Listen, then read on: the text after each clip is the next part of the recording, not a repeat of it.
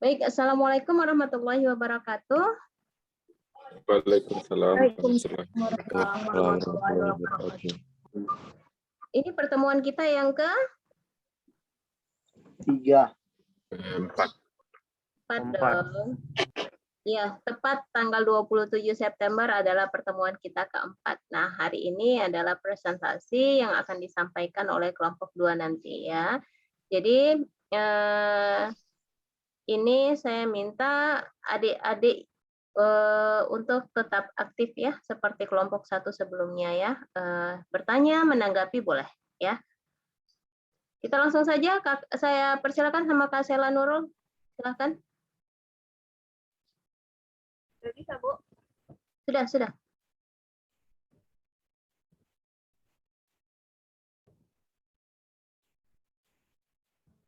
Kelihatan?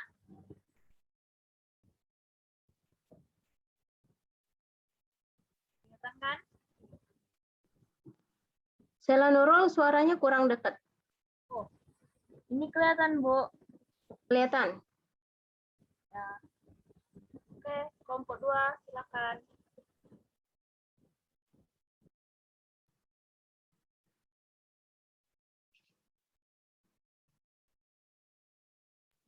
Kelompok 2, langsung aja.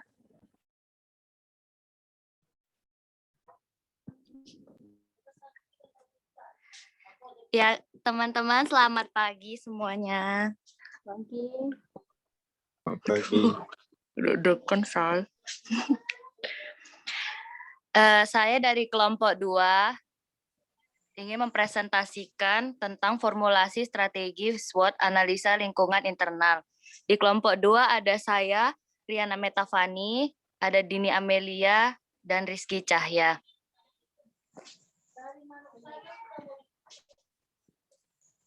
Kak Sel boleh ganti nggak, Kak? Guys, nah, ya, makasih. Yang pertama, the nature of internal assessment. Analisa SWOT adalah suatu metode perencanaan strategi yang digunakan untuk mengevaluasi faktor-faktor yang menjadi kekuatan, kelemahan, peluang, dan ancaman yang mungkin terjadi dalam mencapai suatu tujuan dari kegiatan proyek atau kegiatan usaha, institusi lembaga dalam skala yang lebih luas. Untuk keperluan tersebut diperlukan kajian dan aspek lingkungan baik yang berasal dari lingkungan internal maupun eksternal yang mempengaruhi pola strategi lembaga dalam mencapai tujuan.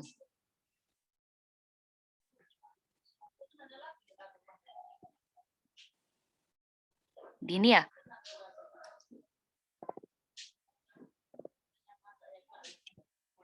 Kiki. Masih Yana. Oh, Kiki. Oh, masih aku. Analisa SWOT merupakan bagian dari proses perencanaan.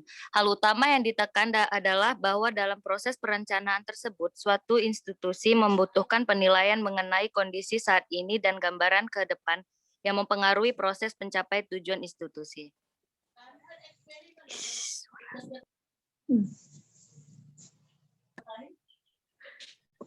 Udah. Dalam proses perencanaan atau pengembangan usahanya, dibutuhkan penilaian mengenai kondisi saat ini dan gambaran ke depan yang mempengaruhi proses pencapaian tujuan usaha tersebut. Aku. Iya, Kiki. Potensi suatu usaha untuk dapat berkembang dipengaruhi oleh bagaimana usaha dapat memanfaatkan pengaruh luar sebagai kekuatan tambahan dan pengaruh lokal dalam yang lebih dimaksimalkan.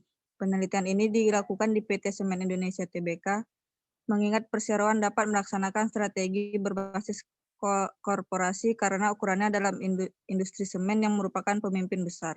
Untuk menghasilkan strategi bersaing yang tepat pada perusahaan, terlebih dahulu harus melakukan penganalisisan lingkungan eksternal dan internal. Analisa tersebut kemudian akan disusun dalam matriks evaluasi faktor eksternal dan matriks evaluasi faktor internal. Hasil dari IFE matriks dan IFE matriks digunakan sebagai kerangka penyusunan matriks SWOT dan matriks IE.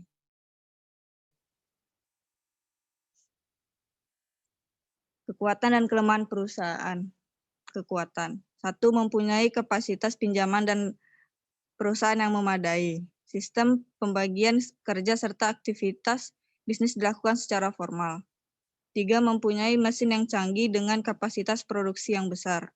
4. Mempunyai merek dagang, hak paten, hak cipta, serta rahasia dagang yang baik. SDM memadai dan mempunyai kemampuan bekerja yang baik. Perusahaan sering melakukan inovasi. Dilanjut oleh Dini.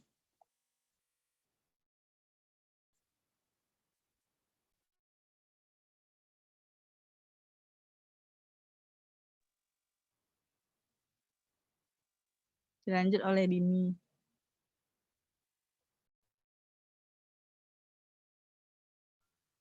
Kelemahan. 1. Proses packing dapat meningkatkan biaya karena dilakukan tiap packing plan. Yang kedua, pemasaran dilakukan lewat media dan program pemasaran hanya dilakukan beberapa kali dalam setahun. Yang ketiga, layanan kepada pembeli kurang lebih Suaranya sehingga kecil kali. 3. Layanan kepada pembeli kurang sehingga pembeli terkadang masih bingung dalam memilih produk. Yang keempat, kebijakan penetapan harga tidak sama di tiap wilayah. Yang kelima, produk dikenal terutama oleh pembeli dari wilayah setempat. Selanjutnya, matriks IFE.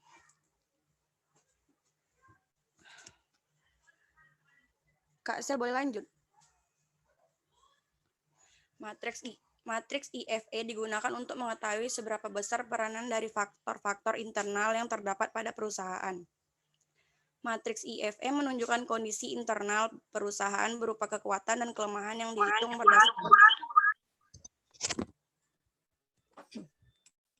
berdasarkan rating dan bobot PT Semen Indonesia Tbk. Berada dalam kuadran 1 yang dapat digolongkan dalam kuadran yang tumbuh dan membangun posisi kompetitifnya agar lebih baik dibandingkan pesaingnya. Jenis produk yang bervariatif dan disesuaikan dengan kebutuhan pembeli dapat meningkatkan posisi kompetitif perusahaan. Pembeli juga sangat mengutamakan keuntungan yang didapatnya melalui semen.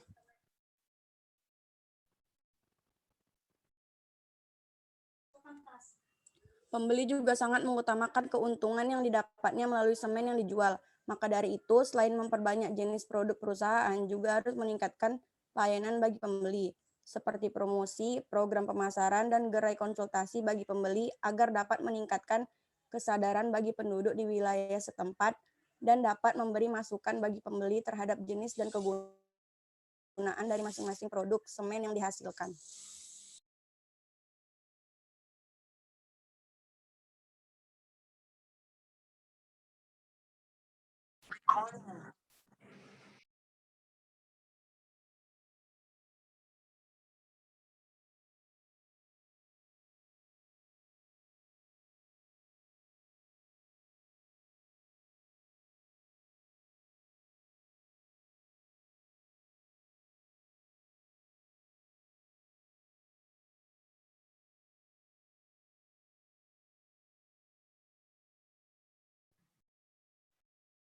Sudah Kak Sela?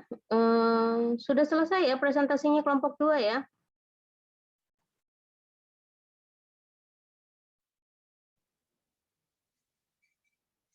Iya, sudah, Bu.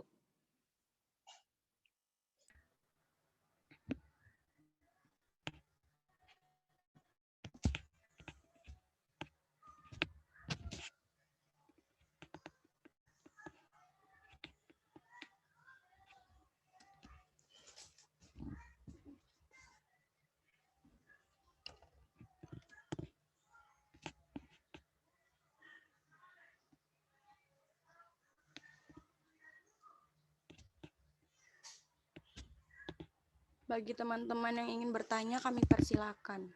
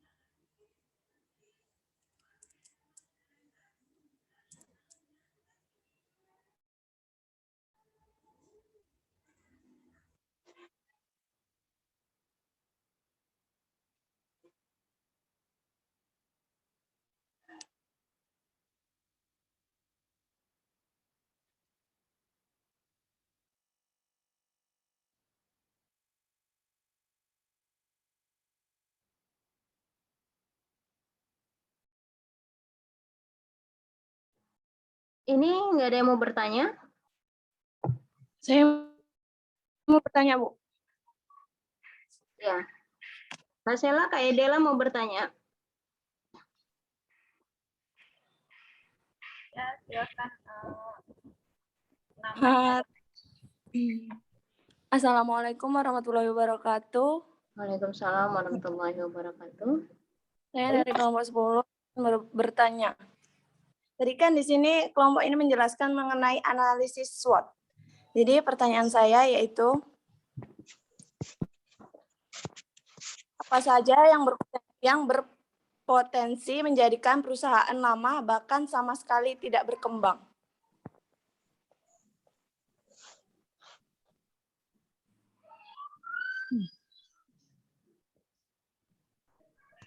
Dela boleh ulang? Boleh.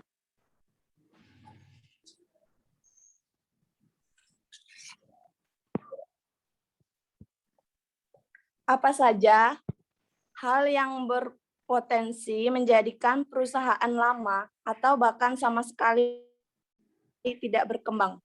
Jelaskan menurut kalian.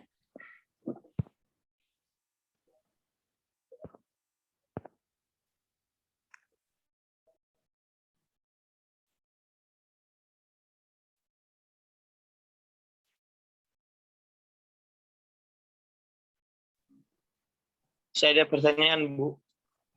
Silakan. Ke Kak Sela langsung ya.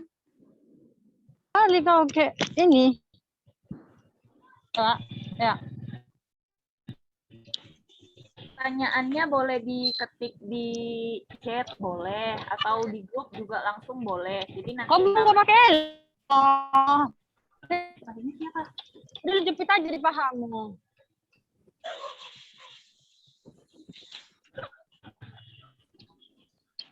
Halo? Ada suara saya? Halo Kak Syel. Ya, kalau mau bertanya, pertanyaannya boleh diketik di kolom chat atau di chat grup juga boleh. Kedengeran kan? Ya. Soalnya putus-putus, Kak. Putus. Nah, Ini sudah nggak putus-putus lagi. Maaf, sinyal saya jelek. Udah kedengeran? Bagi Ya udah, yang Kak. mau bertanya, kata Kak Sela, Udah, saya udah. kirim Atau langsung chat. komen? Di chat di Zoom atau boleh di chat di grup manajemen. Ya, Pertanyaannya ya. Oh, enggak disebut lagi di sini, Bu. nanti dibacakan itu pen. Nanti dibacakan karena kalau disebut khawatirnya putus-putus nggak pas pertanyaannya nanti. Boleh di ini aja. Udah tuh kalau disebut nanti mau ulang-ulang Berarti terus. saya... Oke, Bu. Saya ketik di grup WA aja, Bu. Ya, Nanti Kak Sela bacakan ya. ya Bu.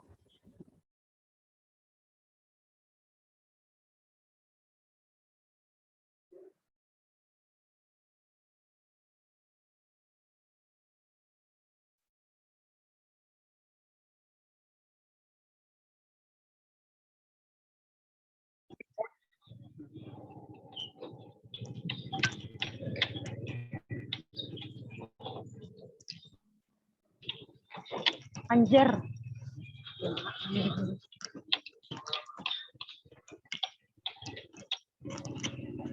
Ini mic-nya yang hidup siapa? Tolong matikan dulu.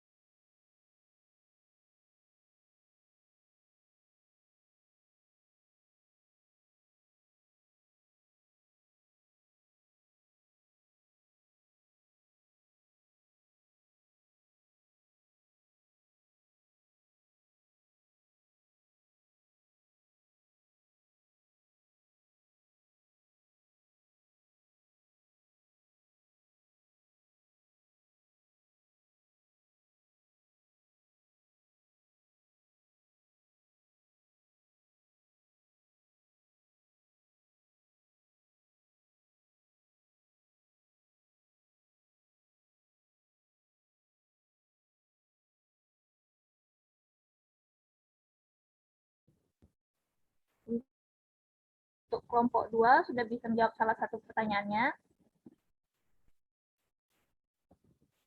Sudah, Ibu. Ada sebagian yang bisa dijawab. Ini Sela.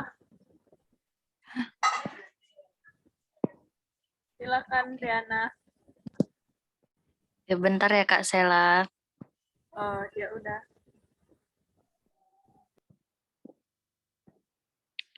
Iya, Kak Yana. Jangan gitu dong, Andre.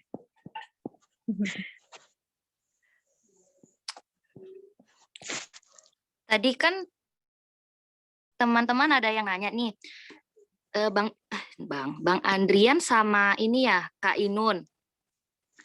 Kebetulan kan pertanyaannya hampir sama.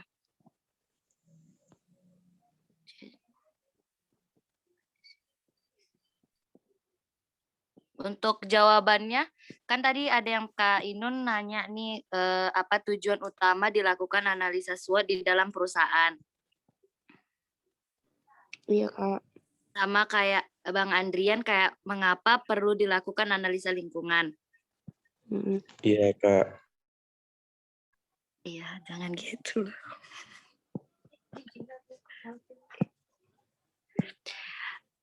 Untuk jawabannya, fungsi dari tujuan dari analisa SWOT itu untuk menemukan aspek-aspek penting dari kekuatan dan kelemahan peluang dan ancaman di dalam suatu perusahaan. Analisa SWOT adalah alat analisis yang ditunjukkan untuk menggambarkan situasi yang sedang dihadapi atau mungkin yang dihidupi oleh organisasi.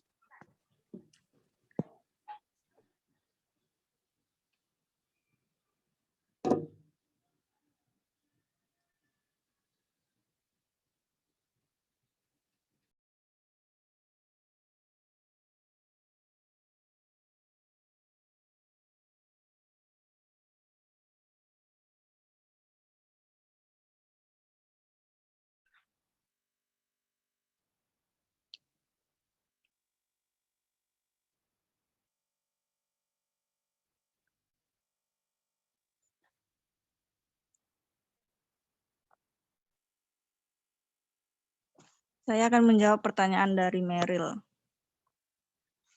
Pertanyaannya, bagaimana hubungan antara SWOT analisis dengan strategi perusahaan? Hubungannya itu strategi perusahaan dirancang berdasarkan jalan pikiran perusahaan, yaitu dengan memanfaatkan seluruh kekuatan untuk merebut dan memanfaatkan peluang sebesar-besarnya, dengan menggunakan kekuatan yang dimiliki perusahaan itu untuk mengatasi ancaman yang diterapkan melalui pemanfaatan peluang. Dengan cara meminimalkan kelemahan yang ada berdasarkan kegiatan yang bersifat defensif, dan perusahaan meminimalkan kelemahan yang ada itunya.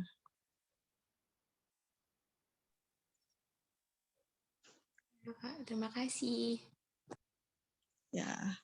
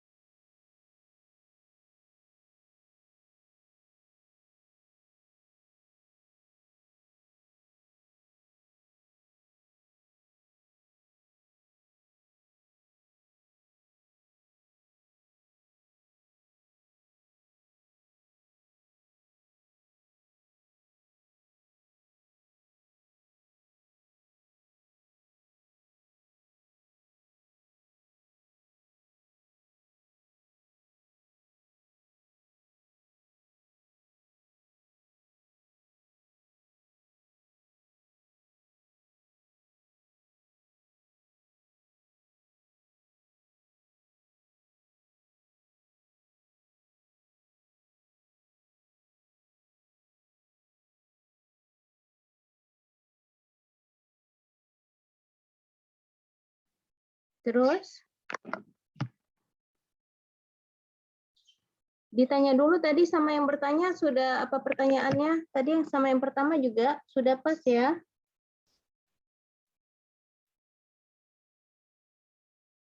Sudah, Bu.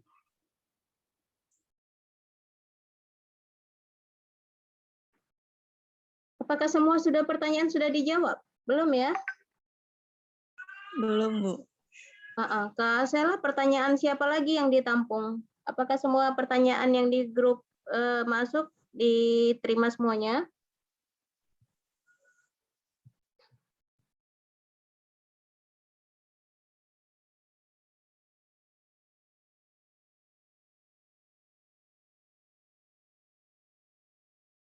Sela? Ya, Bu.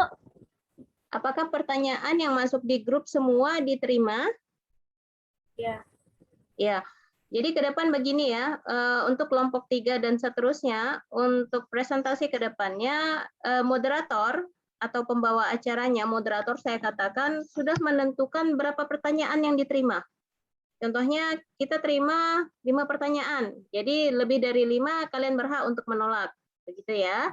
Nah, pertanyaan itu biasanya kita pilih berdasarkan yang paling cepat bertanya, begitu. Jadi kalau sekiranya kita tidak batasi pertanyaan-pertanyaan masuk, khawatirnya waktu kita nanti melebihi dari jam kuliah. Kalau sekiranya kalian tidak masalah, ya nggak masalah, tidak apa-apa gitu. Tapi biasanya di dalam ruang diskusi kita harus membatasi berapa penanya dalam pertanyaannya bagaimana begitu ya. Jadi kita batasi. Oke.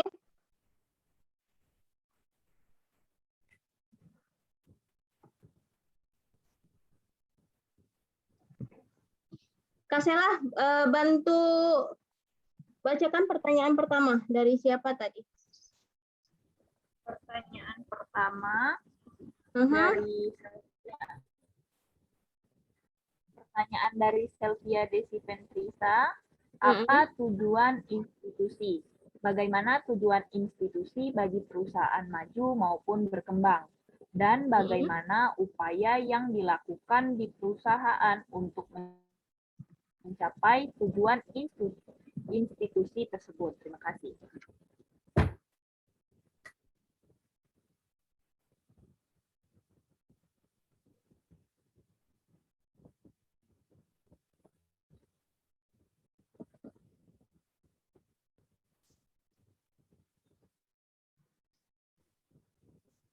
Ya, institusi dalam hal ini kita katakan institusi di dalam dunia pendidikan, katakan universitas atau di perusahaan-perusahaan kalau sekiranya dia di dalam bidang-bidang yang lain ya. Kenapa apa pentingnya analisis SWOT untuk institusi gitu ya tadi ya pertanyaannya ya? Apa sih?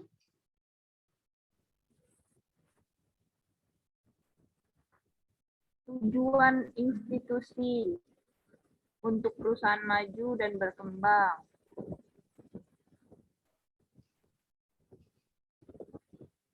Sebelum dan itu, bagaimana upaya perusahaan untuk mencapainya.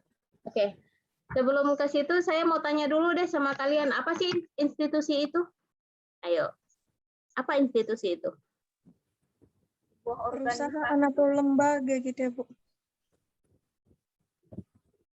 Perusahaan atau lembaga? Atau dikatakan dengan organisasi, bisa ya, seperti itu ya. Ya, jadi katakan kita harus rampingkan dulu institusi ini, kita katakan perusahaan. Bagaimana tujuan institusi bagi perusahaan maupun lembaga. Jadi sebenarnya ini pertanyaan sedikit ambigu ya.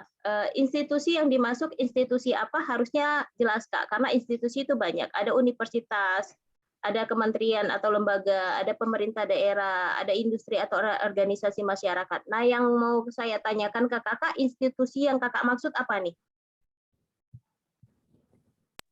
Perusahaan. Perusahaan? Apa tujuan institusi? Bagaimana tujuan institusi bagi perusahaan? Jadi bagaimana tujuan perusahaan bagi perusahaan maupun maju maupun berkembang? Oke, nggak apa-apa. Saya mungkin menangkapnya begini ya. Tujuan perusahaan untuk berkembang, ini larinya bisa ke analisis SWOT juga. Karena pertanyaan kakak masih ambigu ya Kak Selvia ya. Ambigu sekali karena institusi itu banyak gitu. Jadi saya bingung mau menjelaskannya institusi apakah dari segi universitas, apakah pemerintahan daerah gitu. Jadi kalau universitas itu mungkin Bu, bagaimana tujuan universitas bagi perusahaan maupun perusahaan berkembang, apa korelasinya gitu. Nah, itu bisa. Tapi kalau institusi oke, tapi kita pahami secara lebar aja ya. Karena dia balik-balik lagi ke situ tujuan perusahaan bagi perusahaan maupun maju maupun berkembang. Bagaimana upaya yang dilakukan perusahaan untuk mencapai tujuan institusi tersebut. Oke. Bagaimana tujuan perusahaan untuk mencapai institusi tersebut. Mungkin saya langsung ke poin itu aja. Banyak sekali perusahaan melakukan untuk mencapai poin-poin yang dia inginkan, ya, kakak ya. Jadi salah satunya adalah analisis SWOT. Analisis SWOT. Jadi saya balik-balik ke situ juga itu. Nanti bisa sekalian menjawab pertanyaan siapa tadi, Bang Adrian ya? Bang Adrian ya, menanya. Bukan ya? Siapa tadi yang pertanyaan analisis SWOT?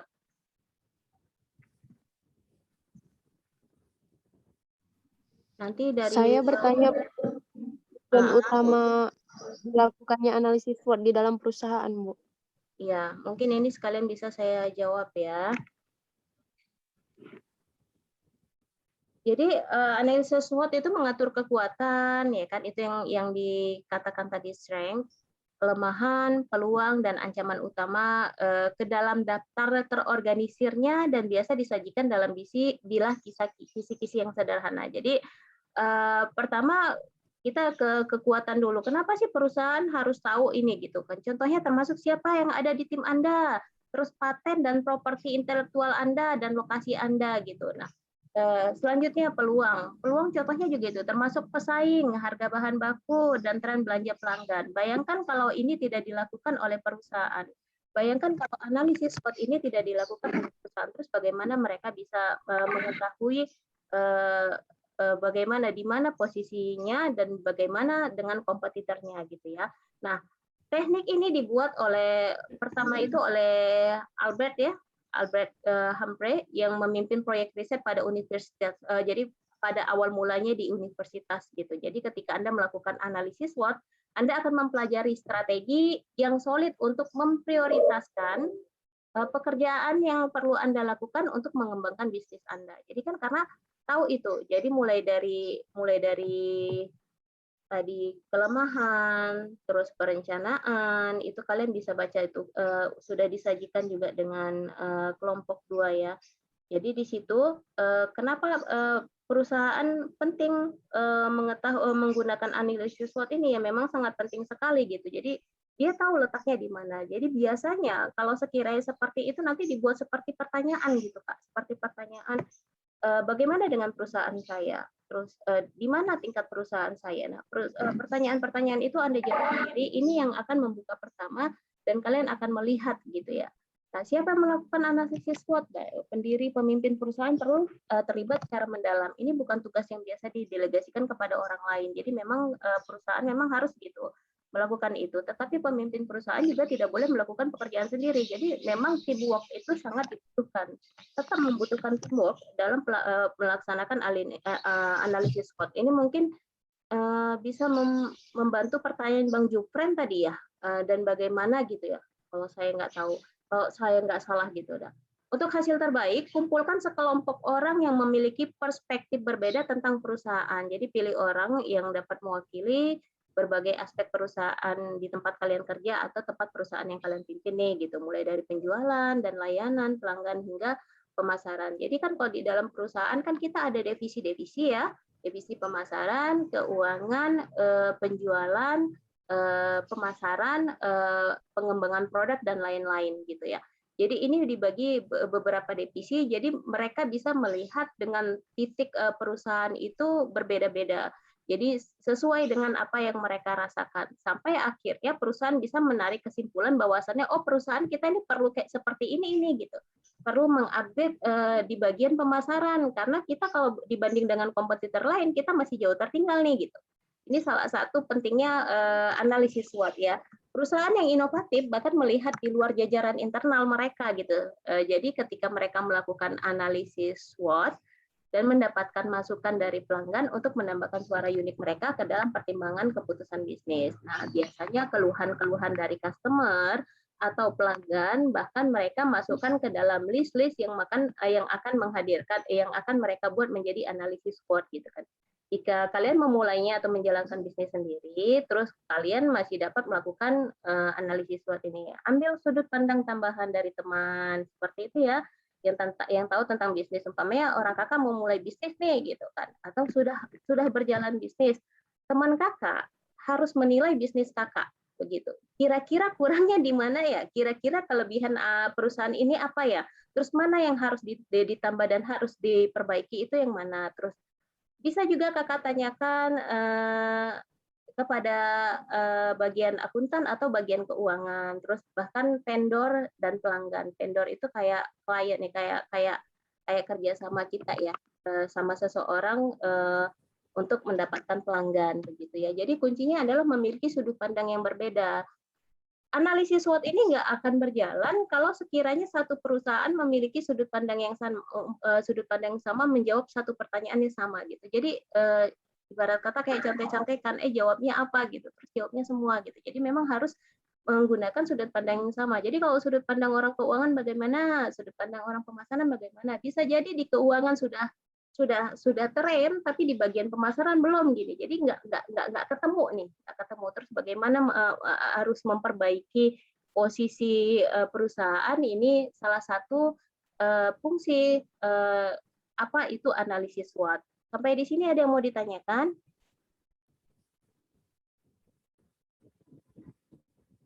Sampai di sini suara saya kedengaran kan? Iya, Bu. Dengar, Bu. Bentar ya, saya kehabisan baterai laptopnya. Saya tes dulu. Saya di rumah ini.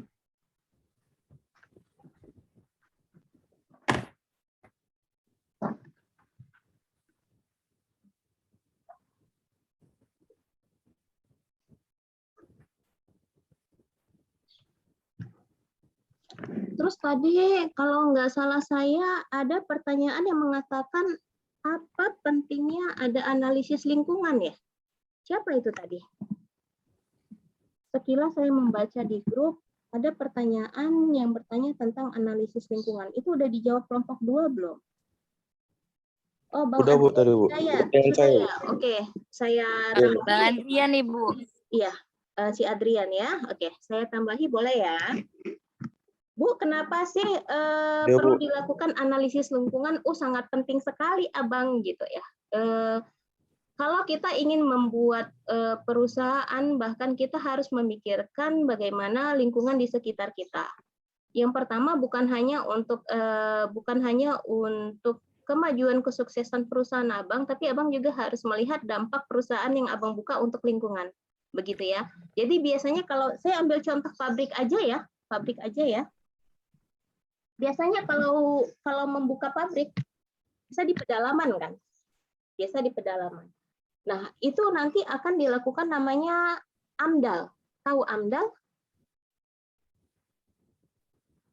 Ada bagian itu khusus yang menganalisis AMDAL itu analisis dampak lingkungan.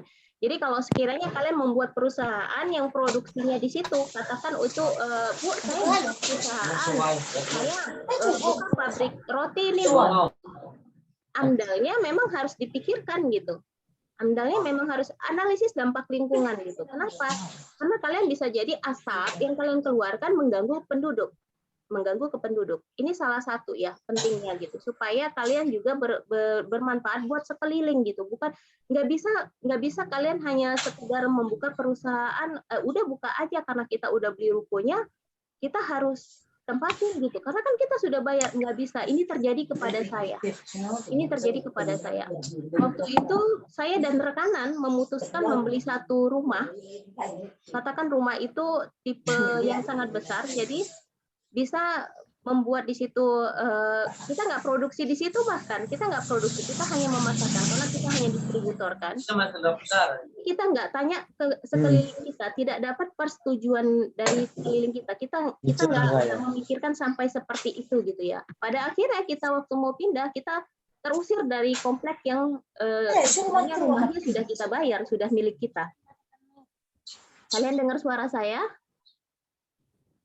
Dengar ya? Jupen, matikan mic kau, Jupen.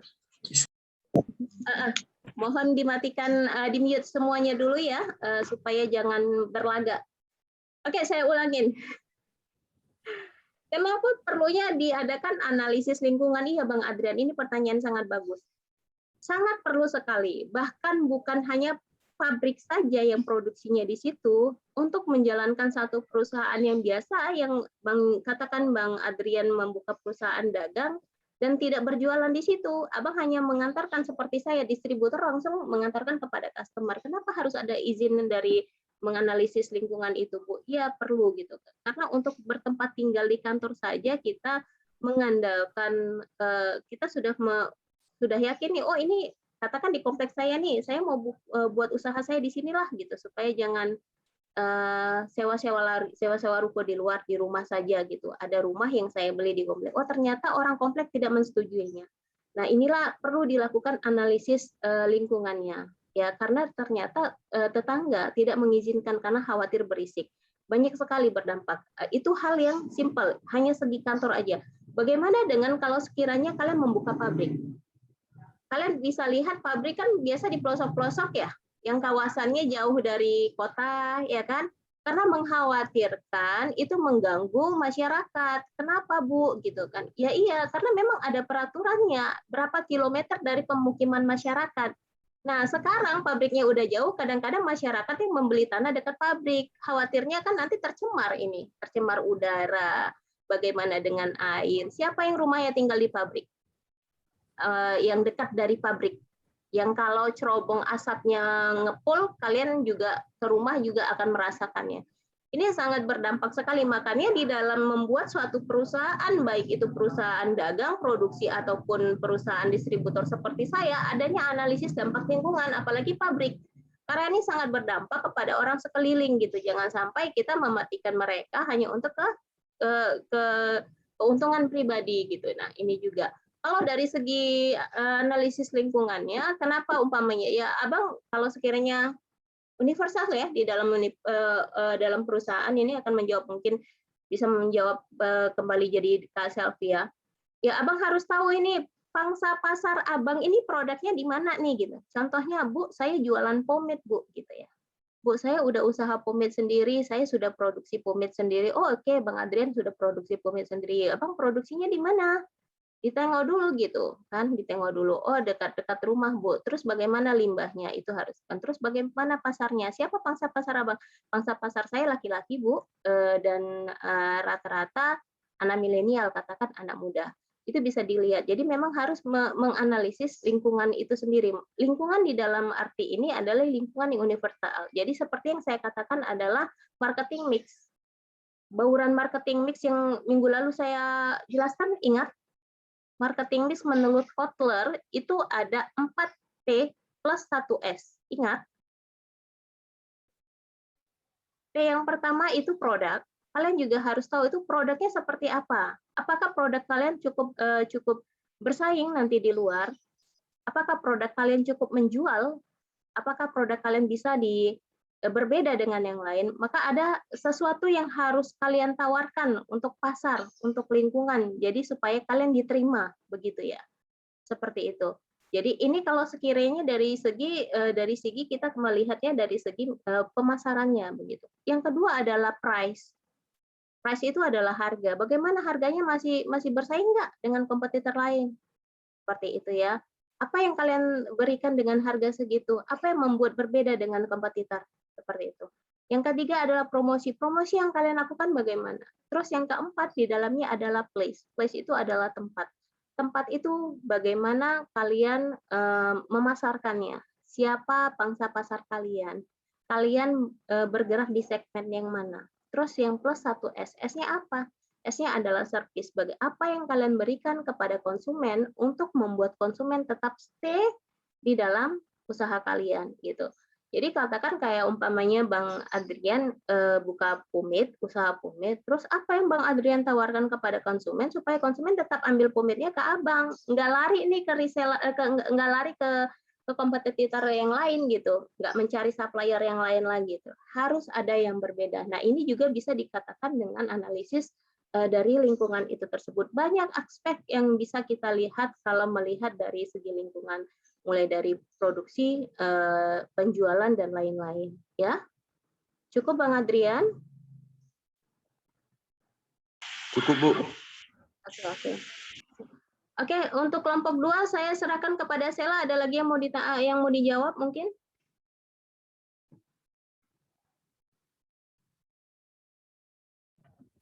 Kelompok 2 mungkin ada pertanyaan yang bisa dijawab lagi, silahkan. Hah?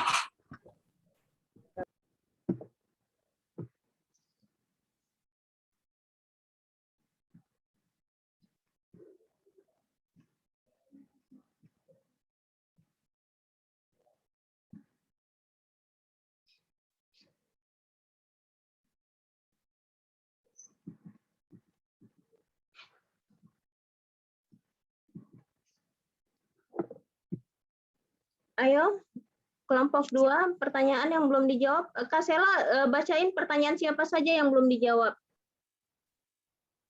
Jupen belum itu, Bu.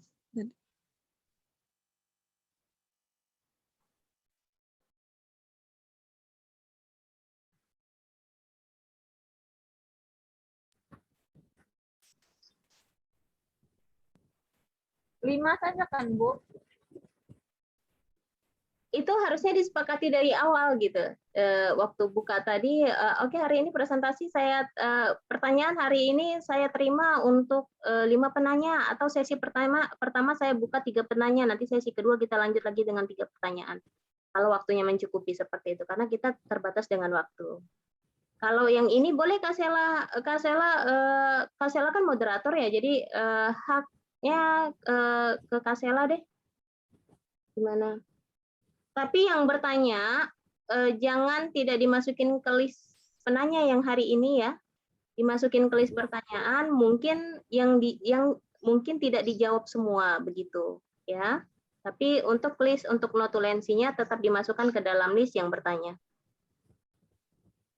Ayo kelompok 2, mana nih kelompok 2? Bang Juven ini ada bertanya ini.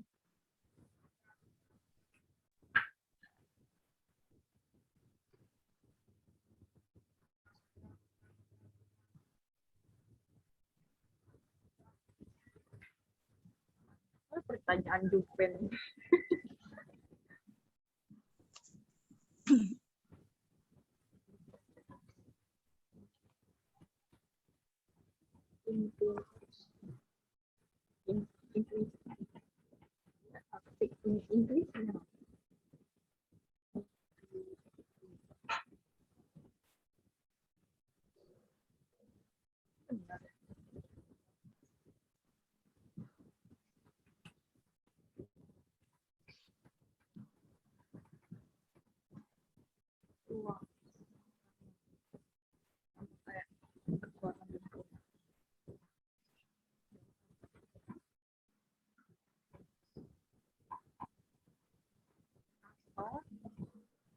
Bagaimana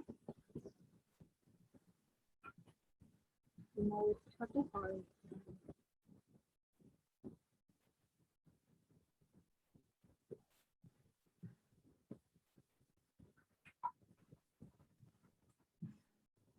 bagaimana cara menentukan kekuatan dalam bentuk peluang dan kelemahan atau ancaman. Apakah cukup dikira saja dengan mengandalkan intuisi? Dan apa saja yang dibutuhkan, bagaimana cara melakukannya?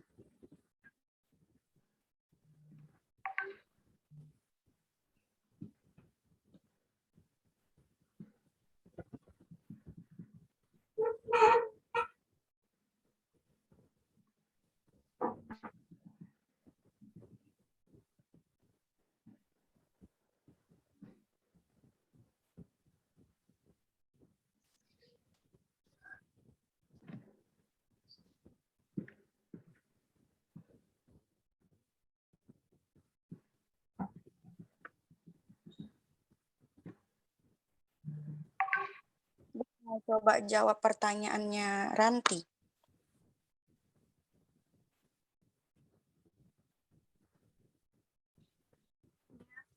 Ya, silahkan Mini.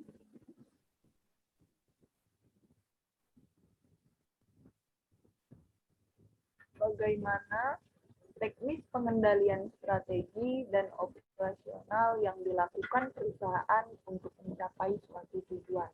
Pertanyaan dari Ranti Sarah. Jawab. Teknik pengendalian strategi, teknik pengendalian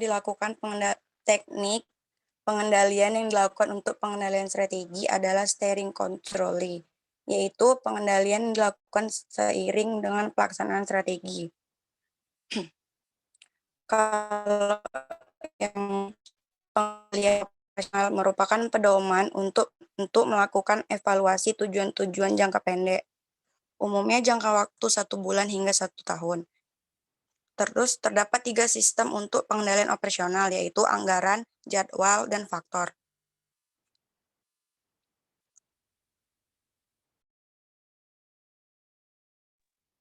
Bisa diterima, Kak Ranti. Oke, makasih ya.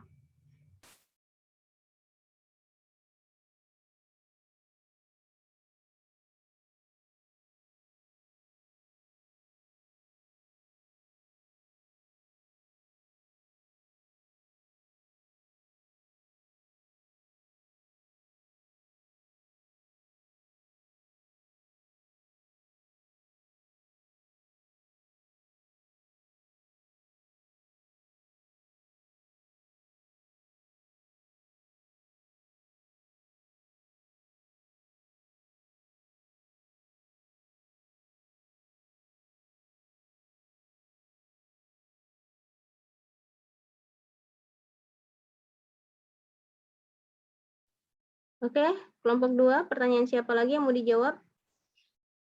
Ada berapa pertanyaan lagi yang belum dijawab ya?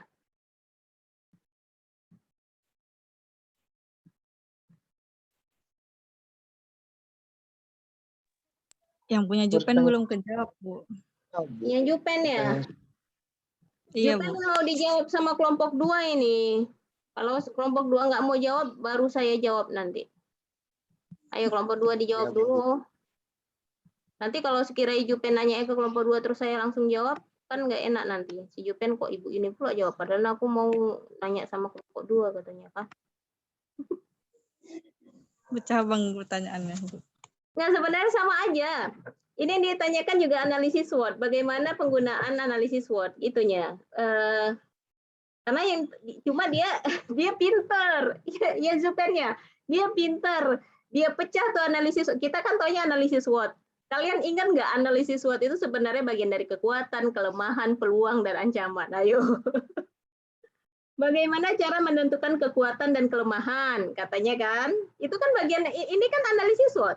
Dia baru sebutkan 2 poin. Apakah cukup dikira-kira saja dengan mengandalkan intuisi? Ada 2 pertanyaan.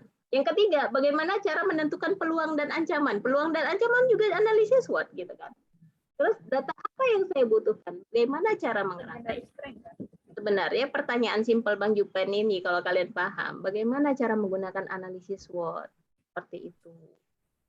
Kalau kalian bisa jawab bagaimana cara menggunakan analisis SWOT, Satu-satu harus terjawab semua gitu. Mana Bang Jupen ini? Mana Bang Jupen ini? SWOT-nya harus ada semua punya dia.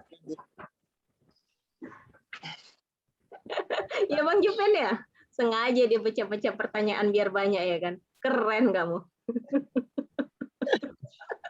Ini orang aja. Ini kelompok 2 gitu Bang Jupen masuk dengan pertanyaan langsung down dia. Padahal yang ditanya analisis SWOT juga ya kan? Masih analisis SWOT juga nih, Bu. Iya, cuma kamu pintar, kamu pecah-pecah. Jadi beranak pinak dianya ya kan? Oke, Bang Jupen mau dijawab dulu sama kelompok 2 ya, nanti baru saya tambahin apa langsung saya? Nggak Ya. seru kalau Ibu nggak ada ketemu debat. Gitu. Gimana? Kayaknya langsung sama Ibu aja katanya. Oh, kelompok 2 pintar kali kelompok 2. Menyelamatkan diri ya.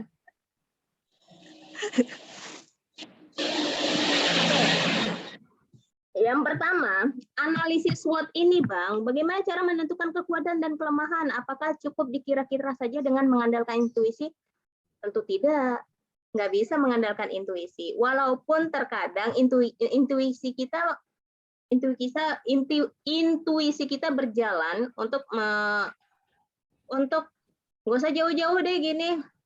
Kalian punya adik kalian berbohong, atau ada perubahan di diri adik kalian. Kalian mempunyai intuisi ada sesuatu hal yang terjadi sama dia. Intuisi itu pasti berjalan di dalam perusahaan, tapi apakah itu bisa mewakilkan untuk menentukan kekuatan dan kelemahan? Tentu tidak. Setelah adanya intuisi itu, Abang harus melakukan analisis SWOT, gitu kan? Itu udah 2 pertanyaan saya jawab ya, Bang ya. Apakah cukup dikira-kira saja? Enggak. Ya, bagaimana menentukan kekuatan dan kelemahannya? Nanti saya jawab di akhir ya, Bang ya. Saya jawab di akhir nanti sekalian dengan bagaimana cara menentukan peluang dan ancamannya. Ini 4 yang Abang sebut ini analisis SWOT ini, ya kan? Jadi sebenarnya simpel pertanyaan Abang, kalau saya boleh saya ambil garis lurusnya, bagaimana cara menggunakan analisis SWOT? Nah, terus data apa yang dibutuhkan, bagaimana cara merangkainya? Nah, data apa yang Abang butuhkan? Jadi di dalam analisis SWOT itu Abang nanti bisa buat pertanyaan-pertanyaan Abang seperti yang saya katakan tadi. Ya. Buat daftar pertanyaan, ya. Jadi membuat data pertanyaan. Setelah itu Abang harus menjawab data pertanyaan tersebut berdasarkan keadaan yang sesuai sama perusahaan Abang yang Abang pimpin, katakan Bang Jupen pimpin. Dari segi kekuatan, Abang buat itu ada katakan 4 atau 5 pertanyaan, 1, 2, 3, 4, 5. Yang pertama, apa kelebihan yang dimiliki oleh perusahaan Bang Jupen? Itu yang pertama. Yang kedua, apa yang bisa membuat perusahaan Bang Jupen agar lebih baik dari perusahaan lain gitu. Yang ketiga, apa hal yang menyebabkan perusahaan dan memperoleh penjualan? Itu 3. Abang buat pertanyaan lagi, tapi tentang kekuatan. Terus dari yang kelemahannya juga Abang buat pertanyaan 4 atau 5 juga. Apa yang harus ditingkatkan pada perusahaan Abang? Jadi Abang melihat perusahaan Abang maju, tapi kok kayaknya nggak berkembang, nggak ngepakkan sayapnya terlalu lebar ya Ibu. Ya kenapa? Ya itu harus dibuat pertanyaan. Hal apa yang harus ditingkatkan pada perusahaan Abang? Abang bisa melihat itu dengan riset. Riset itu dalam makna kata Abang harus memperhatikan kompetitor, pesaing Abang. Nggak bisa Abang membuat pertanyaan seperti ini kalau Abang nggak menemukan kompetitor lain. Katakan umpamanya, oh Bu, di kompetitor lain ternyata mereka itu untuk pengantaran barangnya nggak sampai 2 hari, 1 kali 24 jam aja. Nah, ini bagian yang ditawarkan. Katakan contohnya seperti itu. Atau di perusahaan kompetitor itu, Bu, harganya lebih murah dari saya. Coba cari tahu harga lebih murah dari Abang, apakah jenis produknya sama dengan merek yang sama, apa jenis produknya sama dengan merek yang berbeda. Itu harus dicari tahu, gitu ya. Hal apa yang harus dihindari oleh perusahaan Abang? Nah, kira-kira Abang harus menghindari yang seperti apa, Bu? Saya ini belum banyak kali uang yang tersimpan di perusahaan. Jadi saya memang harus menghindari untuk memberi dana-dana kepada konsumen. Katakan nanti kalau di perusahaan banyak dana itu, Bang, dan nanti advance. Mereka minta di depan ini, oke, saya order di Abang deh, gitu kan. Saya order di Abang, tapi Abang kasih di depan dulu sama saya 10 juta. Ini banyak sekali terjadi karena saya merasakan itu. Atau entertain. Dana entertain itu simpelnya gini. Bosnya mau ke Jakarta, bos, aku mau ke Jakarta bulan depan gitu kan. Tolonglah tiket pesawat dulu, Garuda ya, Garuda, nggak mau yang lain. Nah, ini bagian-bagian dari itu yang harus Abang perhatikan. Kalau kita membuka usaha, hal-hal ini kita nggak bisa pungkirin gitu. Banyak sekali yang terjadi mau dari pihak internal maupun eksternal, tapi yang kebanyakan terjadi dari pihak eksternal justru membahayakan, Bu. Justru membahayakan, tapi justru yang lebih membahayakan kalau terjadi di pihak internal karena rahasia perusahaan. Karena kan kita memiliki satu visi misi yang sama di satu perusahaan. Kalau internalnya keluar udah bahaya gitu kan. Nah, ini tadi dari kelemahan ya. Ada 2 pertanyaan. Terus ketiganya, apa kelemahan yang dilihat maupun dirasakan oleh konsumen dari perusahaan Anda? Nah, Abang bisa lihat nih, konsumen Abang ada pernah komplain nggak dengan perusahaan Abang? Contohnya dari segi pengantaran barang, atau dari segi pelayanannya yang kurang bagus, atau dari segi produknya yang dikatakan reject atau cacat gitu ya. Jadi dari situ Abang bisa membuat list pertanyaan-pertanyaan dari segi kelemahan. Nah, terus selanjutnya Abang buat juga pertanyaan dari segi opportunity atau peluang. Nah, Abang buatlah pertanyaan, kesempatan apa yang bisa Abang lihat? Kira-kira kesempatan apa yang bisa aku lihat ya? Oh, ternyata ini, Abang tuliskan gitu. Ini katakan ya, kita Abang memegang satu perusahaan begitu ya. Yang kedua, tren apa yang saat ini sedang berlangsung sesuai dengan bisnis Abang? Katakan Abang bisnis passion, tapi passion saya Bu masih yang belum ini. Nah, tren apa yang saat ini sedang berlangsung sesuai dengan bisnis Anda? Oh, Abang ternyata bergerak di segi fashion, cuma mungkin modelnya, model pakaiannya kurang fashionable. Abang harus melihat nih tren apa. Oh, ternyata sekarang orang lagi gandrungi kali ini Korea. Oh, terakhir, oh ya udah style Korea aja kita ambil untuk membuat untuk menentukan model pakaian ini. Itu harus dilakukan gitu ya. Peluang Abang harus bisa membaca peluang itu. Contoh simpel yang saya berikan contoh ya, mungkin lebih masuk akal yang dilakukan orang membaca peluang. Salah satunya apa coba? Saat diberlakukannya wajib e-tol, tidak lagi menggunakan uang cash. Ayo, apa yang dibuat orang? Tongkat e-tol kan? Simple loh, tongkat e-tol dari plastik cuma harga 30.000. Mereka bisa membaca peluang hanya gara-gara mulai dari tanggal sekian-sekian diwajibkan semua yang keluar masuk tol menggunakan e-tol, tidak lagi uang cash. Saya orangnya semekot Bang, pendek kayak gini. Kalau saya nggak pakai, kalian tahu tongkat e-tol? Tahu kan? Tahu nggak tongkat e-tol? Nggak tahu ya? Tahu.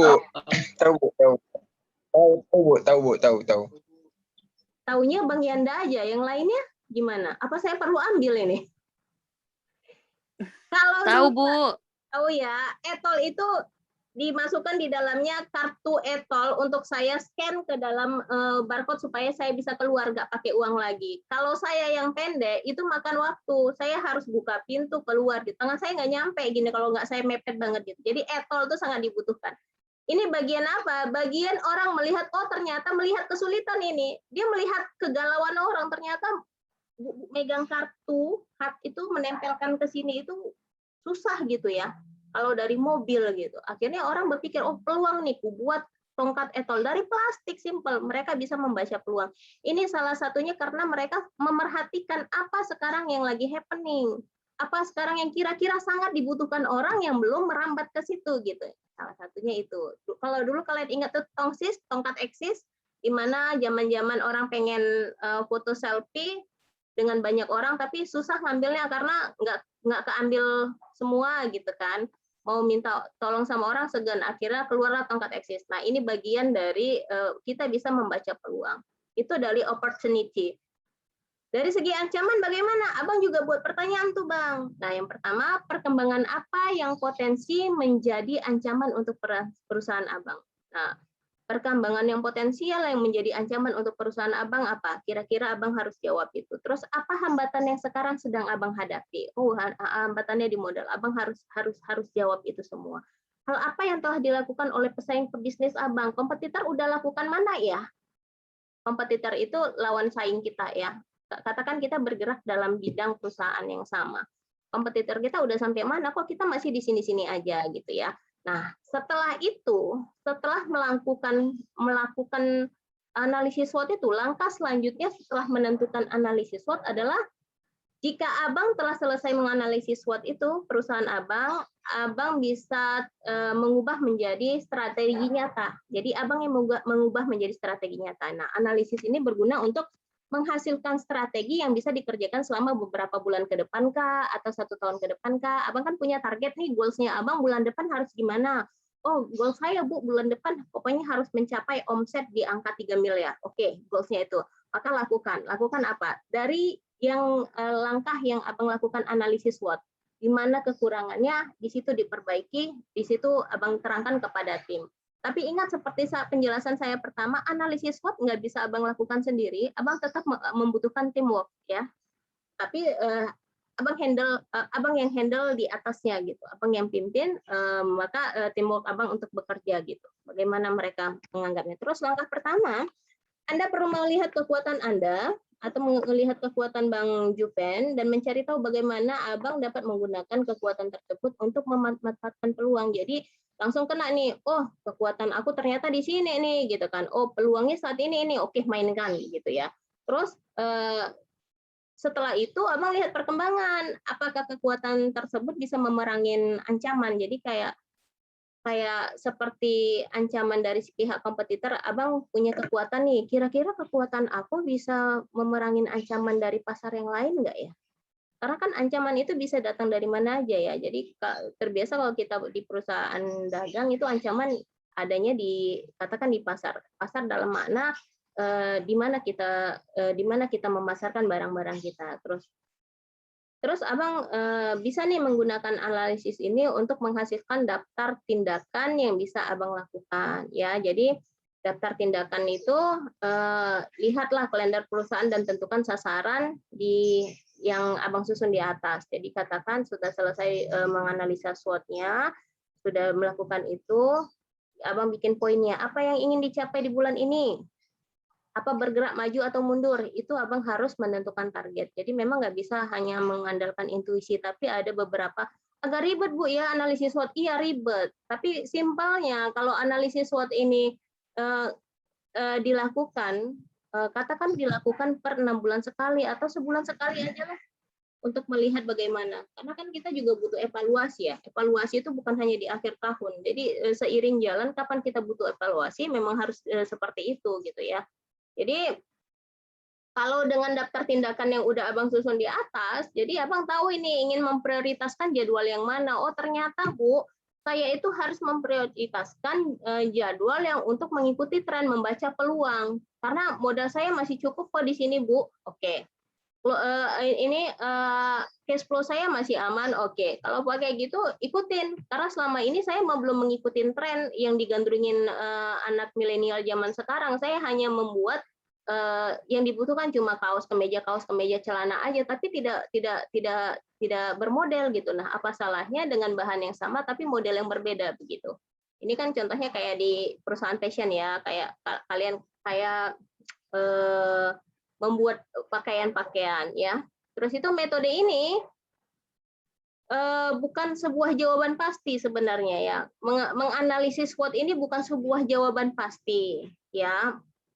Yang mampu memberikan solusi pada setiap masalah yang dihadapi perusahaan. Tapi setidaknya Abang bisa membaca di mana ini Abang harus bergerak, mulai dari kekuatan, kelemahan, peluang, dan ancaman. Ya, namun setidaknya lah itu mampu memecahkan persoalan yang ada.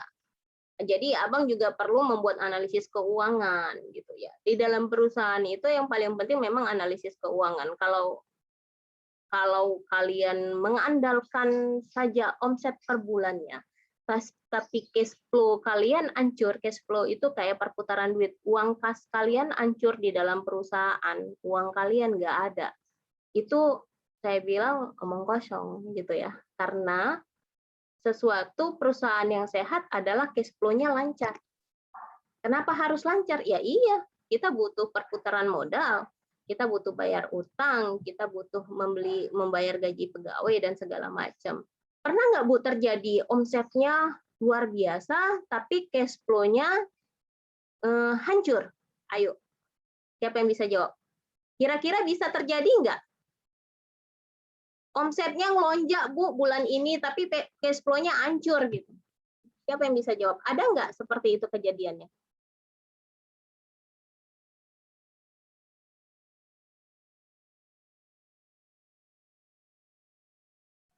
Diem semua ya, luar biasa.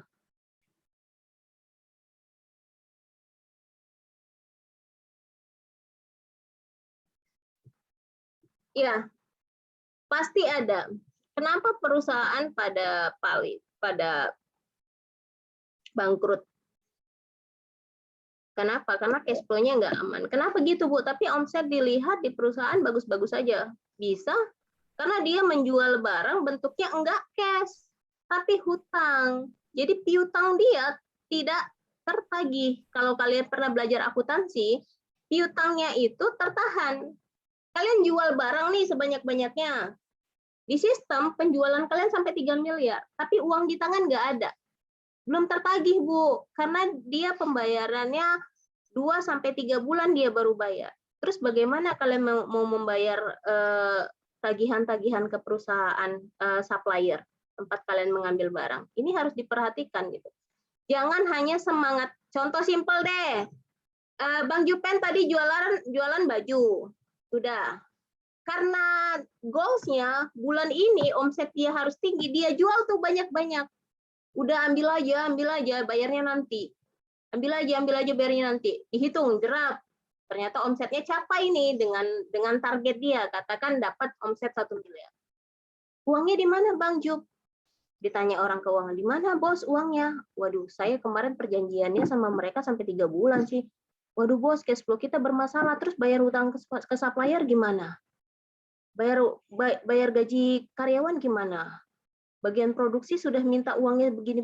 Waduh, udah ribet kan? Ini yang terjadi, omsetnya tinggi, tapi uangnya, perputaran uangnya nggak ada.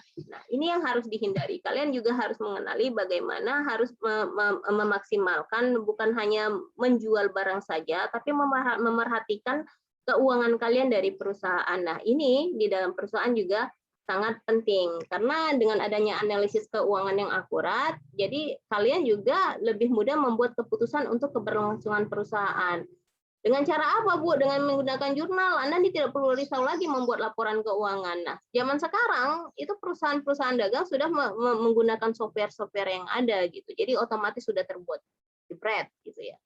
Namanya penjualannya berapa, hutangnya. Jadi kayak saya dulu belajar akuntansi, saya kan orang akuntansi ya. Saya begitu masuk ke perusahaan, kayaknya ilmu saya nggak kepake gitu. Capek kita buat laporan keuangan dari A sampai Z, tipe masuk ke perusahaan, saya cuma input aja penjualan. Katakan umpamanya baju 1 potong harga 80.000, diskonnya berapa. Jebret. Semua sistem yang ngerjain.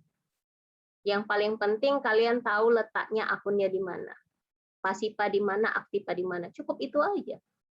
Nggak ada lagi buat laporan tulis tangan seperti yang saya lakukan zaman kuliah dulu begitu ya. Jadi memang perkembangan teknologi sangat membantu. Memang harus siap seperti itu. Sampai di sini cukup Bang Juven. Bang Juven mana ini? Cukup, Bu. Oke. Kak Sela gimana? Apa semua pertanyaan mau dijawab? Enggak?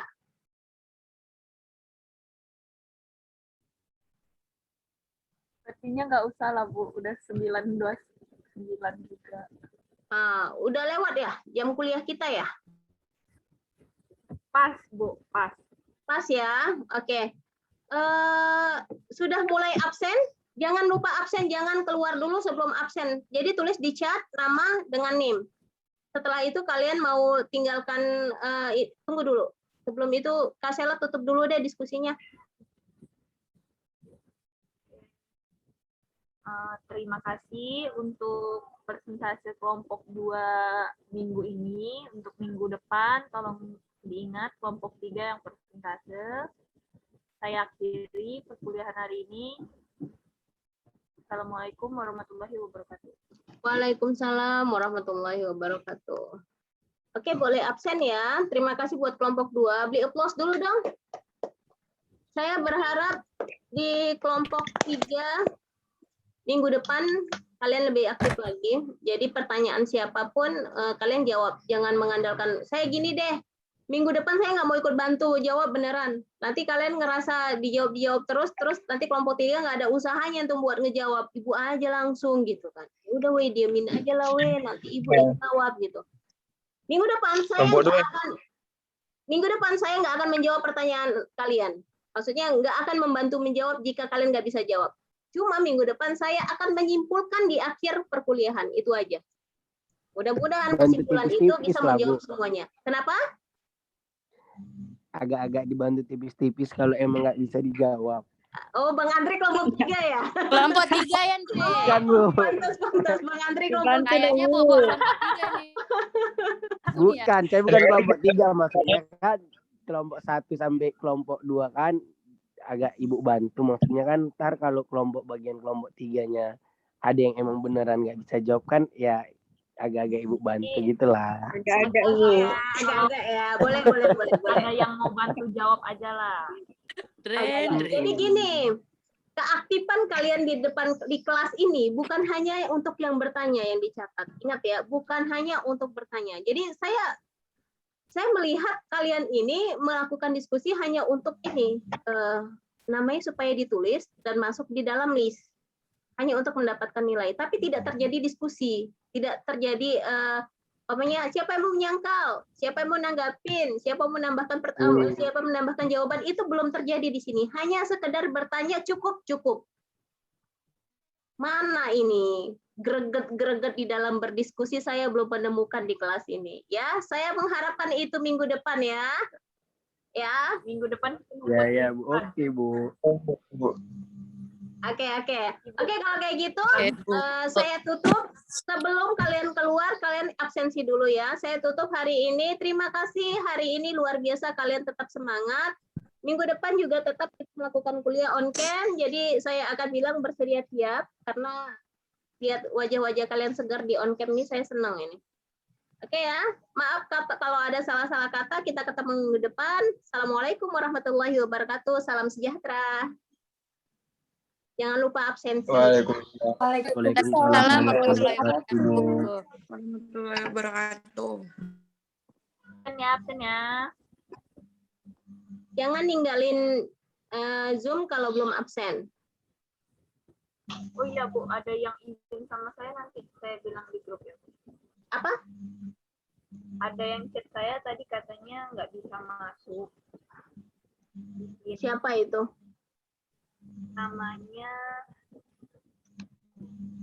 Nama panjang Sasa apa ya? Andre, lupa aku. Salsabila. Salsabila gitu. Raihan, Bu. Raihan Salsabila. Katanya dia masuk, tapi nggak bisa on kamera karena lagi check up. Lagi di rumah sakit ya? Ya, Bu. Iya, dia WA Sama saya. Satu lagi Asri. Yang chat saya. Asri masih kerja ya? Arsi Melia Tarigan ya nama asli. Iya, Asri Melia Tarigan. Udah itu Bu, dua itu aja yang. Oke. Udah kan. Ya kita les. Dadah.